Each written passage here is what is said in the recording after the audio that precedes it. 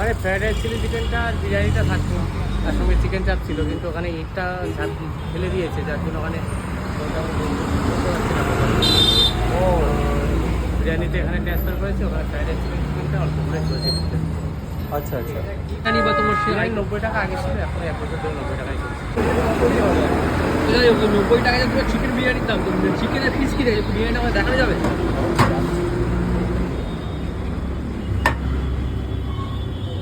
কত গ্রামের পিস হয়ে যাবে? 120, 30, 35 গ্রামও আছে। বাহ বাহ, দারুণ। রাইস আমরা কম দামি রাইস ইউজ করি। বাহ, এখন আমি এইমাত্র সাজিরা ডিবা বিরিয়ানির ওখান দিয়ে গেছিলাম, তো আমারও যে চাল ওদেরও দেখলাম ওই একই চাল। কোথায় ডিবাতে? 300 সাইজ আছে। মাটনের সাইজ কি রয়েছে? মাটন কি আছে? মাটনটা শেষ হয়ে গেছে, হাঁড়িতে শেষ হয়ে গেছে। আচ্ছা। শেষ হয়ে গেছে। মাটনের সাইজ কিরকম কি দাম? 110 গ্রাম, 110 20 এরকম থাকে এবারে। দেখা যাচ্ছে একটা 100 গ্রাম হলে একটা 120 গ্রাম হয়ে গেছে।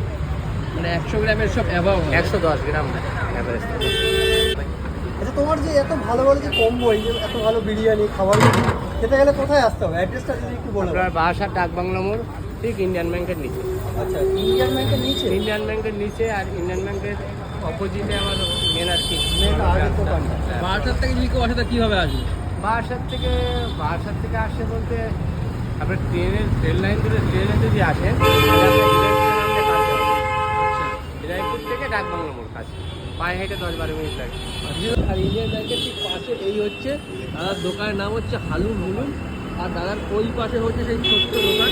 আর সেইটা যেই দোকানটা থেকে দাদা কিন্তু শুরু হয়েছিল বিজনেস, আর সেই দোকান আর ঠিক তার উল্টো দিকে হচ্ছে এই সেই দোকান।